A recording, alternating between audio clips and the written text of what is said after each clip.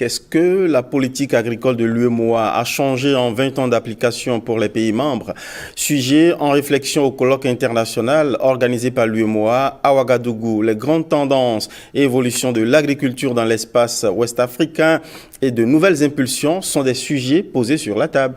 Derrière, il y a l'ambition de la souveraineté alimentaire. Marcel Achossi et Mathieu Soukanou sont nos envoyés spéciaux à Ouagadougou. Dites-nous, qu'est-ce qui se dessine dans la capitale du Burkina Faso?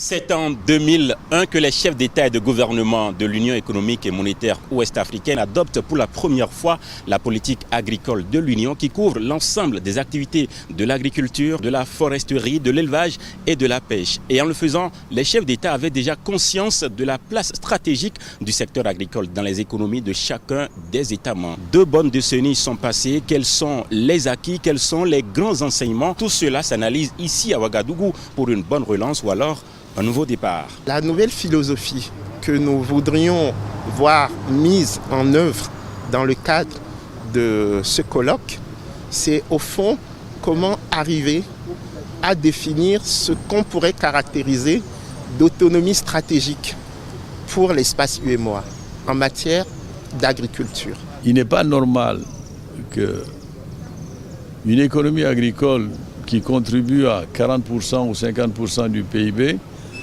n'est au niveau budgétaire en termes d'allocation de ressources que 3 ou 4% du budget. Si cela continue ainsi, nous allons créer des tensions qui seront très difficiles à résorber. La sécurité nationale ne peut pas être obtenue si on n'a pas une sécurité alimentaire. Dans un contexte marqué par l'émergence de nouveaux enjeux plus existentiels, l'analyse actualisée du secteur révèle une situation complexifiée avec des défis réitérés à relever. Nous comptons relever ces défis dans une dynamique régionale et j'avoue que le présent colloque vient à point nommé. L'efficacité et la pertinence des politiques publiques mises en œuvre jusqu'alors sont ici questionnées afin de se projeter sur les plus adaptés à même de porter le secteur au niveau souhaité. Il est surtout question d'assurer les besoins alimentaires des populations de l'Union qui seront majoritairement urbaines d'ici 2050.